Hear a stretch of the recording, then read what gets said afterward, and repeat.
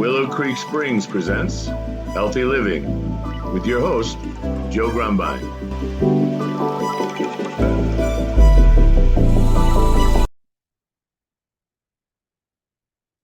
All right, and welcome to the Healthy Living podcast brought to you by Willow Creek Springs.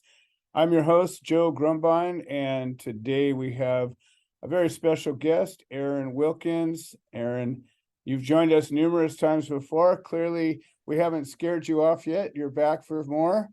And welcome to another edition of Healthy Living. How are you doing today? Thank you. Doing absolutely wonderful. Oh, that's great to hear. All right, now let me get rid of this background. I like the way that the background looks. I just don't like the way my image looks when there's a background. It just changes it. So anyways, there we are, as real as I can be in 2 dimensions. So Erin, it's been a few weeks since you've been here on the show, and last time we were out in the garden a little bit. Yes. And you were talking about your electroculture and some gardening stuff. You've been really busy. Idaho's gotten warm. Today's first day of summer. What do you think about that? It's nice. We had 36 degrees overnight. Whoa. It was pretty crazy. We were thinking we had to cover up tomato plants and things, but everything survived, and it's hitting into the mid 70s today, so it's absolutely gorgeous. Okay. Yeah, we have had the most remarkably mild spring. A typical California spring is at least 2 heat waves in the middle of it and a lot of really beautiful days. But our heat wave this year consisted of a couple of 90-something degree days, which for California is nothing. And it's just been beautiful. We've just had this picturesque spring. And here it is, first day of summer. Usually the last week and a half of June, the heat starts coming on, but I don't think it's gotten over 92, which, again, here where I'm at, I'm kind of in the Inland Empire in the desert, just, where the desert starts. And it gets plenty warm out here, and we've been really lucky. That's awesome. Yeah, the electroculture stuff, even since we talked last, things are just boop, boop, boop, boop, boop, just shooting up, growing exponentially. Such an easy thing to do, and yet works really well. Yeah. Well, I am experimenting with a few different versions of it, and I still have more to do. So I got all these different configurations, and I'm tinkering with a lot of different stuff. I'm wrapping it up onto a big palm tree and see if I can't get it, 30 feet up in the air, and just see if it makes a difference. But everything is generally growing really good at my place. We harvested our first hugelkultur beets, and I'm real happy about that. We got our first hugel zucchini too. So that garden is just starting to unfold a little bit. I'm real happy. It's maturing nice. We should be getting some good veggie crop this year. Looking forward to it. Good. That's wonderful. You've been out testing out a new trade and working with Troy and getting out there into some of the trade shows, or the markets, I guess, the street markets mostly. And you were telling me you've had an experience with a particular product that you're finding very helpful. Why don't you tell me a little bit about what that is? Yeah, so the first response spray that you guys make, I only tried it on myself a couple times, but I have a mom and a dad bunny that live free in my backyard, and then they'll dig a hole and outpot babies every 3 weeks or 4 weeks. Yeah. And she got a tumor, as bunnies do, and it was the size of a baseball. And It was dragging on the ground, and it was causing so much pain. And, I wanted to just take her to the vet and have the thing cut off. And we just decided, nope, we're just going to kind of let nature do its thing. She got sick of it. So she ripped all the hair off of it. The thing turned black and was oozing. Oh The man. point that it turned black and was oozing, Yeah, I've been giving her, yeah, is serious tumor. So I have been giving her CBD, the pet CBD on a lettuce leaf every morning. okay. And I believe that was helping a bit. But once that tumor turned black, I was, the nurse in me freaked out and I was scared infection and there's pus Yeah. involved. And so I just Black started is never a good color when it's connected to the skin. No, no, it was awful. So we distracted her with her little CBD lettuce leaf, and then we'd spray the first response on that every morning. Uh-huh. And I want to say within a week, that tumor had dried up, fallen Wow. off. Can you get me a She first had response for about 1 minute?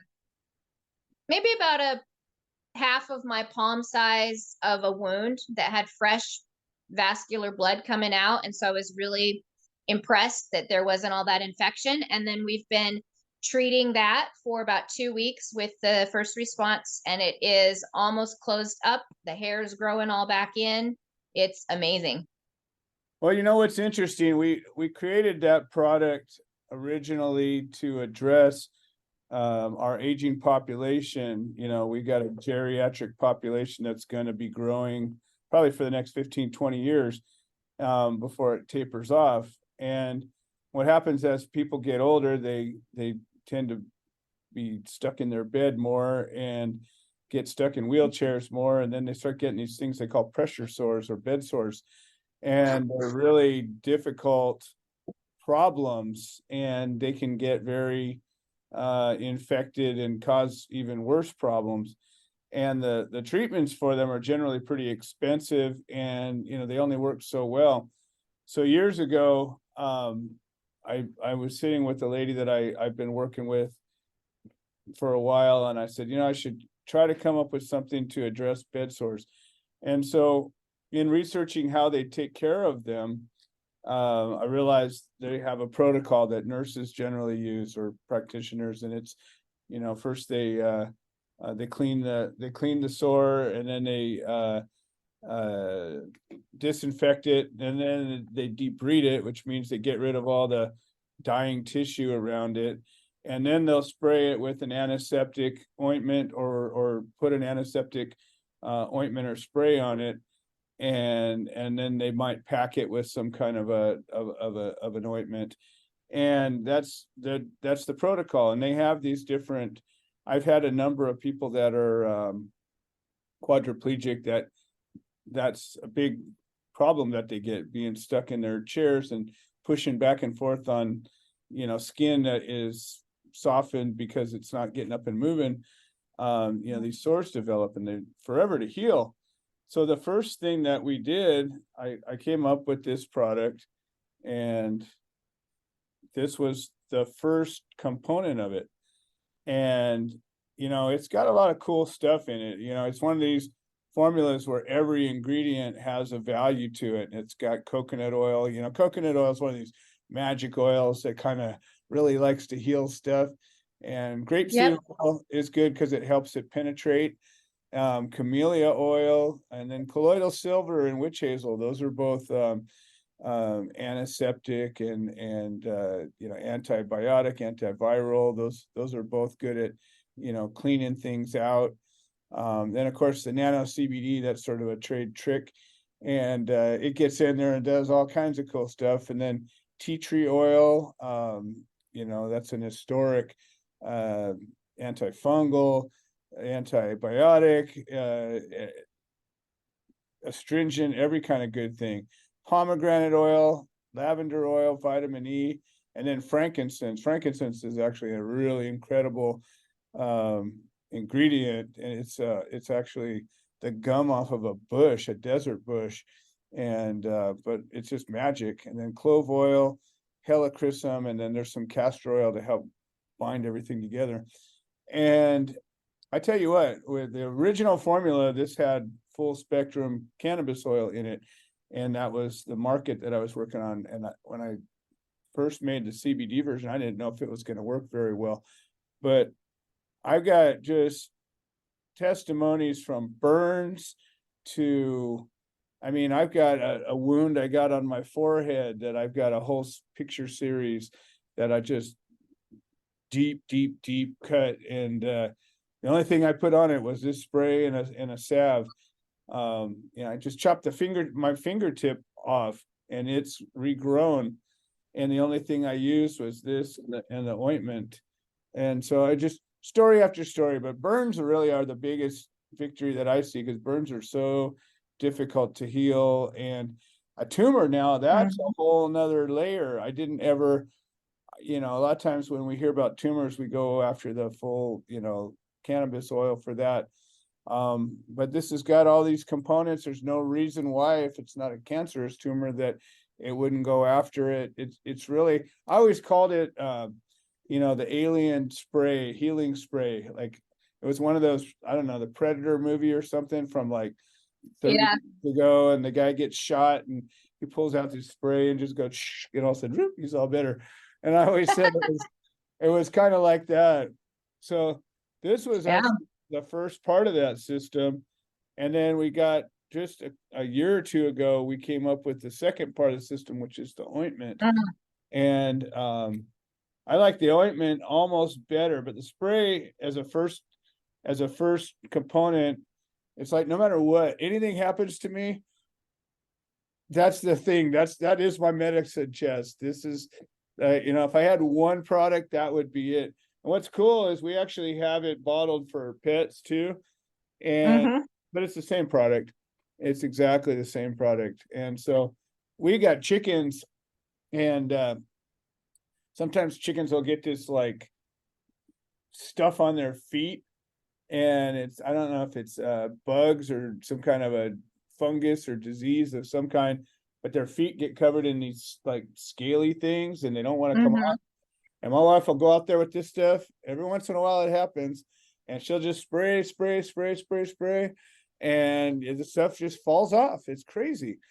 Or if you have a bunch of chickens are actually kind of mean, and they go after each other sometimes, and they're pecking each other pretty viciously, and if there's one that's weak, the other ones will go after it. And we had a chicken that she got her whole head picked off, and we didn't see it until all of a sudden, it happens.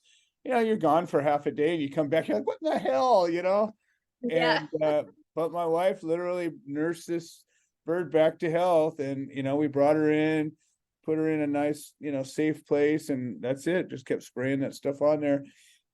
In a couple of, I don't know, could have been more than a week and a half or so, and she healed up. It scabbed over, new feathers came out, and she was good as new.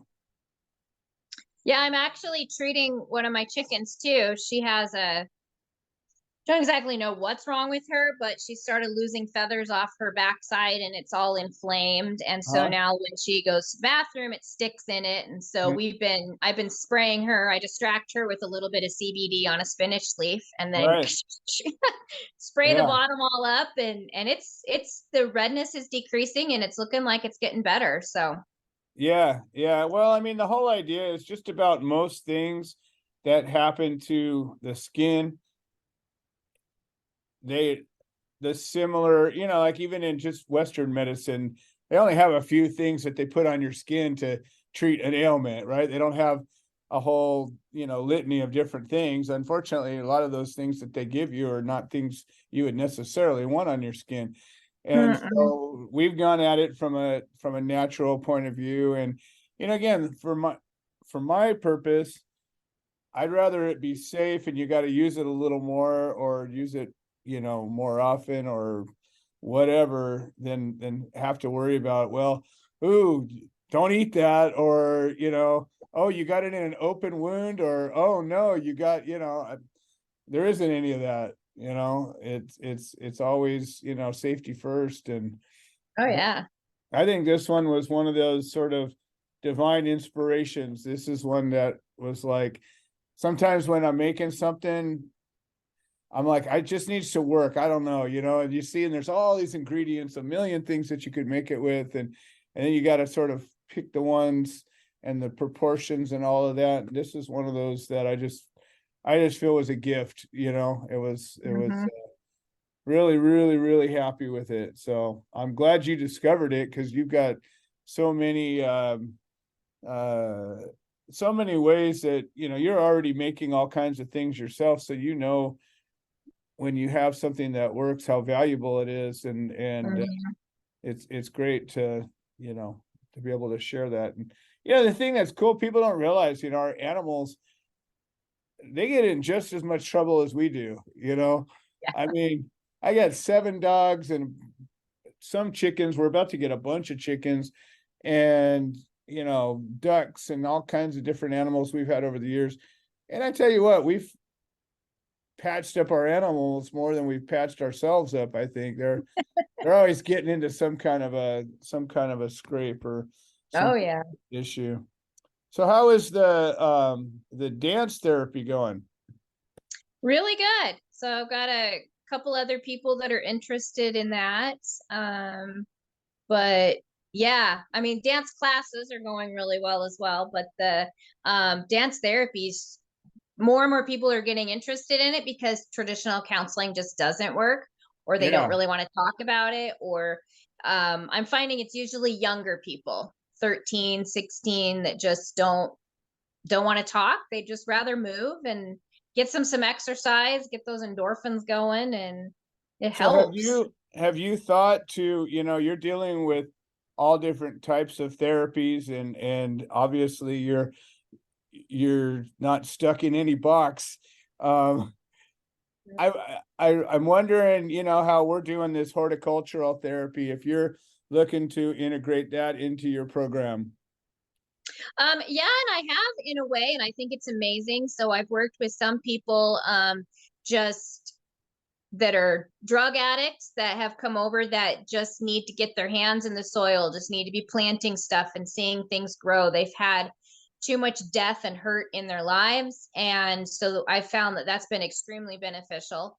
I've also had people, I call it chicken therapy, but I've had 2 or 3 people of my clients that I just take them out in the backyard when we're done with the session and give them a chicken to hug. Yeah. And it helps. Like, chickens actually are remarkably calm most of the time. If you just hold them, they're generally, I mean, you know, they'll squawk a little bit before they settle down, but once they settle down, I hear a lot of people will sort of have chickens as a companion animal as much as other things. You know, you think of a dog really as a petting animal, right? I mean, cats, I guess, when they feel like it, they'll put up with a petting, but dogs generally love to be pet all the time. And but chickens can actually be sociable, and you know, there's something I don't know what it is about a chicken. My wife has always had chickens. She's always been the chicken lady, and you know, like I said, we're getting ready to build a good sized aviary, and we're going to be you know, as part of the nonprofit, we're going to have chickens, maybe some quail, some pheasant, some different birds as well. That'll be awesome. Yeah, I just acquired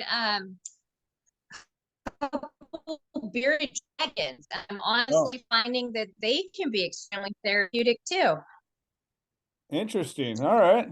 So, well, yeah, they love to dance. They're pretty intelligent. So, I walked in to the living room the other day, and my daughter was singing karaoke, and one of them had flipped his, you know, they turn black under here, so he'd flipped it black, and he was just dancing away to her music. And yeah, but they're great. I've taken them out with me, and I've had all sorts of people that just being able to touch them, it's just, they like to be touched and pet, and people are kind of like, ooh, an interesting animal. And it helps people to, you know, have that interaction with nature. Yeah, I think it's kind of any living thing. I think there's a exchange of energy, you know. I think nature nature likes to be touched. You know, there's just something about that. Yep. You know, they call it the healing touch or whatever, but I think that, you know, even just touching a plant, moving things around, there's some kind of an exchange that happens. And can't quantify it. I can't see it, but I always feel better when I'm, either around my animals. I mean, I've got these two big old puppies that are just love monsters. So I have this sort of endless amount of petting and licking and just the whole animal affection thing going on right now. But even just working with the plants, transplanting, it's kind of a great thing, because you're giving that plant, putting it in a place where it can go to the next level, and I think that there's some kind of, like, you take a plant out of a crowded little seed tray and you put it into a fresh new one, and then you look at it and you kind of clean off if it's got a bad leaf on it or whatever. You acknowledge it, really. I mean, there's a you spend a moment with it, whatever it is, you look it over and see if there's anything bothering it, and then you put it in and tamp it down and give it a little water. There's you nurtured it even just for a bit. And I don't know, I've been doing, more and more of these little articles about elements of horticultural therapy, and those are components that come up, and taking care of something, I think, is critical. And you see a lot of service animals, and I think that's the key to it, right? You got to take care of them, but they turn around, they're taking care of you at the same time. Oh, yeah. Yep. Well, Hells Bells, we did it again. We knocked out another 25 minutes here. I know, it's like, geez, we just got started, and another one goes. So I'm really enjoying this. I think that I've actually got a couple of other guests that I'm preparing to do a number of appearances. I've got a disabled veteran who I'm just connecting with, and we're working together a little bit, and he's going to be a real interesting guest. I'm still working out the bugs of going from recording to publishing. The guy that's helping me with this has been, let's just say, preoccupied, so it's always seems to take way too long to go from one to the other, but I'm getting closer and closer to that being seamless. So I'm hoping to have it set on a regular cycle.